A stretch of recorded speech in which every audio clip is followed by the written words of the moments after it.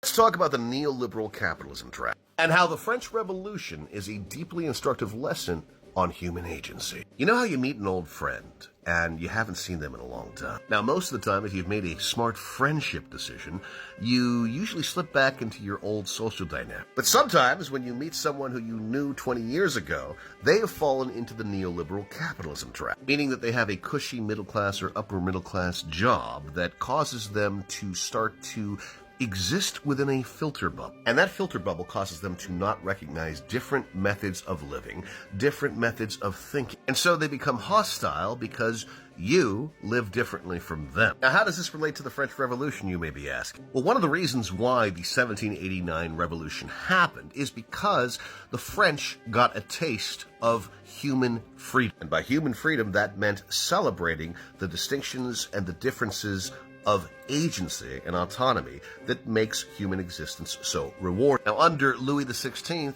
and the French monarchy, these ideals, these ways of living simply were not allowed. Various ministers approached Louis XVI offering reforms that helped the common weal. But because France at that time existed in a monarchy where it was my way or the highway from Louis XVI, these reforms, which came from the people, were not allowed to be reified in French life. And this is why the French Revolution, bloody as it is so fucking important. When regular people got a taste of freedom and a taste of difference, they became completely committed to democracy. They became completely committed to this celebration of distinction. And as such, to this very day, as we saw on International Women's Day, the French are absolutely committed to upholding democracy and the celebration of difference and the celebration of life by any means necessary. Let's go back to America.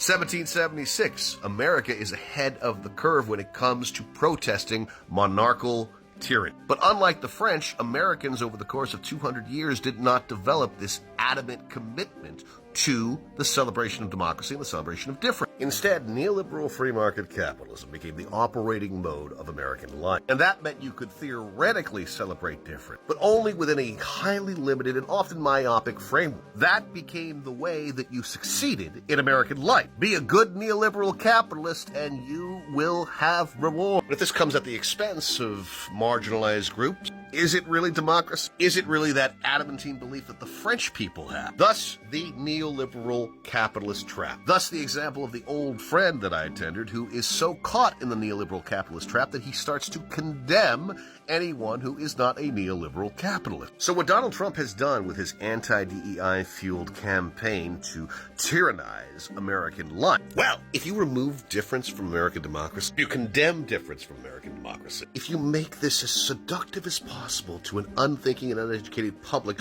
who doesn't understand that they are being played, you have Donald Trump. You have autocracy, which is predicated upon xenophobia. And xenophobia, as we all know, is firmly opposed to the democratic virtues that I am outlining in this video essay. If the American people were educated to understand why the celebration of difference and thus the celebration of democracy is so important, we would have different outcomes than the 2024 election. And if a fossil like Chuck Schumer or a milquetoast like Hakeem Jeffries had the stones or the acumen to ensure that their definition of democracy lived up to the French one, we would have a viable democracy with a legitimate opposition party. DEI and xenophobia are dog whistles. Their obsession with these two ideas tell us that the Republican Party is interested in extirpating what remains of democratic virtues in American life. The neoliberal capitalist trap has been replaced with an autocracy. The cycle of history here in American life gets reset to pre-1789 France. Will we need a revolution here? Or can we preserve what remains of democratic ideas here in America